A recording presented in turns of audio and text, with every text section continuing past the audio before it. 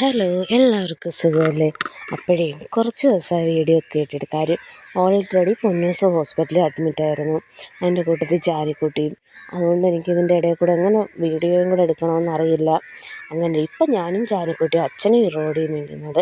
ജാനിക്കുട്ടിയും കൊണ്ട് ഹോസ്പിറ്റലിൽ പോവാം. ജാനിക്കുട്ടിയെ കൊണ്ട് ഇന്നലെ നമ്മൾ ഡോക്ടറെ വൈകിട്ട് വീട്ടിൽ കാണിച്ചിട്ടുണ്ടായിരുന്നു.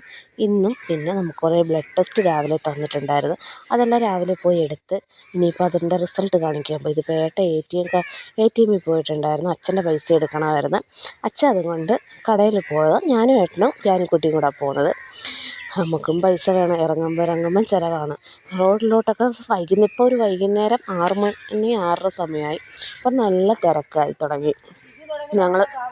ഞങ്ങൾ പുനലൂരാണ് പോകുന്നത്. അങ്ങനെ ജാനിക്കുട്ടിക്ക് ഇപ്പോൾ ഓക്കെ ആണോ എന്ന് ചോദിച്ചാൽ അല്ല. ജാനിക്കുട്ടിക്ക് ഭയങ്കര ക്ഷീണവും തളർച്ചയായിരുന്നു. അങ്ങനെ ജാനിക്കുട്ടി നമ്മൾ ഗവൺമെൻറ് ഡോക്ടറിനെ കാണിക്കുന്നത്. ഗവൺമെൻറ് ഡോക്ടറിൻ്റെ വീട്ടിലാണെന്ന് വെച്ചാൽ അത്യാവശ്യ സമയത്ത് നമുക്ക് ഹോസ്പിറ്റലിൽ ചെന്നാൽ ഡോക്ടറില്ലല്ലോ. അങ്ങനെ നമ്മളുടെ സുഹൃത്ത് സാറ് ഇരിക്കുന്ന വീട്ടിൽ കൊണ്ടുപോയി കാണിച്ചതാണ്. പിന്നെ പോകുന്ന വഴിക്ക് ബ്ലഡിൻ്റെ റിസൾട്ടൊക്കെ മേടിക്കാനുണ്ടായിരുന്നു. ആ റിസൾട്ട് മേടിക്കാനായിട്ട് എൻ്റെ അച്ഛനും മോളും കൂടെ ഇറങ്ങിപ്പോകുന്നുണ്ട്. അച്ഛനും മോളും കൂടെ റിസൾട്ട് മേടിക്കാൻ ഇറങ്ങിയപ്പോൾ ആ കൂട്ടത്തിൽ തന്നെ ജാനിക്കുട്ടിക്ക് വേറെ ടെസ്റ്റും ഉണ്ടായിരുന്നു. അതും കഴിഞ്ഞ് അങ്ങനെ റിസൾട്ടൊക്കെ വാങ്ങിച്ച് നമ്മൾ നേരെ തൊളിക്കോട് ഡോക്ടർ ഇരിക്കുന്നിടത്തോട്ട് പോകുമായിരിക്കും.